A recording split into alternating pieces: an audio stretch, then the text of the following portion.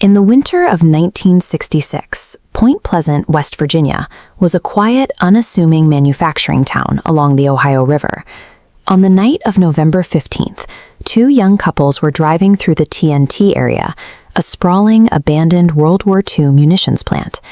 Near an old concrete generator, their headlights illuminated something entirely unexpected: a winged humanoid creature standing roughly 7 feet tall. The witnesses described a massive wingspan folded behind its back, and two large, glowing red eyes set low into its chest. Terrified, they sped away.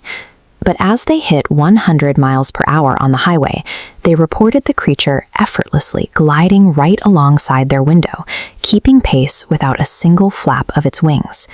That single report hit the local newspapers the next day. The creature, dubbed the Mothman, hijacked the town's attention, instantly establishing a supernatural focal point that would consume the community. Over the following 13 months, Point Pleasant experienced a surge of paranormal reports. Over 100 residents claimed to see the Mothman. Reports of silent, hovering UFOs flooded the police station, while witnesses described being intimidated by mysterious strangers in dark suits asking bizarre questions. The town's focus remained locked on the sky. Residents spent their nights scanning the clouds, obsessing over invisible, looming threats. Then, the sightings came to a sudden halt. At 5:04 p.m. on December 15, 1967, during the peak of holiday rush hour, Point Pleasant's Silver Bridge collapsed. Dozens of cars plummeted into the freezing waters of the Ohio River. 46 people died. Immediately following the disaster, the Mothman vanished from Point Pleasant entirely. Because the sightings began exactly 13 months before the tragedy and ceased the moment the bridge fell, authors and residents linked the two events. This timeline suggested the creature was an intergalactic messenger sent to warn the town, cementing the Mothman's status as a harbinger of doom. A strict look at the evidence suggests a more rational explanation for the monster, starting with the biology of the local wildlife. This is a sandhill crane. These birds stand up to 4 feet tall with a 7-foot wingspan and occasionally wander off their standard migration routes. They feature prominent red coloring around their eyes. When a sandhill crane is caught in headlights on a pitch-black road, its eyes reflect the light brilliantly. This effect, called tapetum lucidum, makes the eyes appear as massive, glowing red orbs in the dark. The 100-mile-per-hour chase was likely an optical illusion. When a massive bird takes off and glides out of the headlight beam into the dark sky, a panicked driver loses depth perception. To the driver, it looks like the bird is flying over the car to keep pace, when the car is actually speeding out from underneath it. Even the men in black have a mundane explanation. Point Pleasant housed an active chemical plant and old military sites.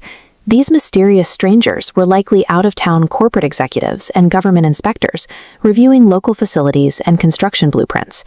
Wandering birds, optical illusions, and visiting inspectors provided the raw materials for a myth.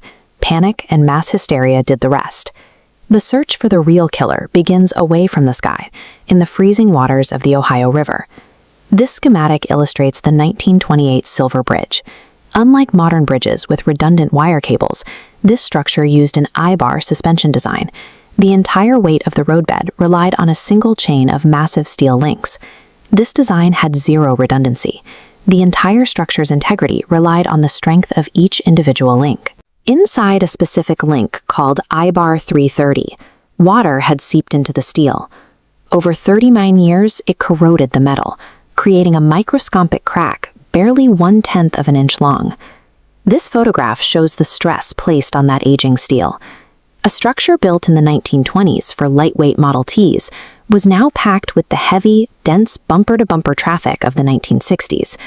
On that December evening, under the weight of the holiday rush hour, the microscopic crack finally snapped. Without any backup cables to take the load, the entire bridge instantly ripped itself apart. For over a year, an entire town watched the clouds for monsters. While they looked up, a microscopic invisible failure was growing silently beneath their tires. The Mothman didn't predict the Silver Bridge collapse, nor did it cause the disaster. The human brain rejects the idea of a senseless tragedy. We are wired to seek patterns, and we despise meaninglessness. When a community suffers a tragedy, processing the grief is difficult. It's psychologically easier to blame a supernatural curse than accept the cold reality of random chance. The myth creates a comforting veil over the mechanical reality. We drive over invisible, rusted, failing infrastructure every single day. A mythical monster is a simpler explanation than the complex reality of systemic human failure. The Mothman is just a psychological shield, a story built to protect ourselves from the terrifying fragility of the modern world.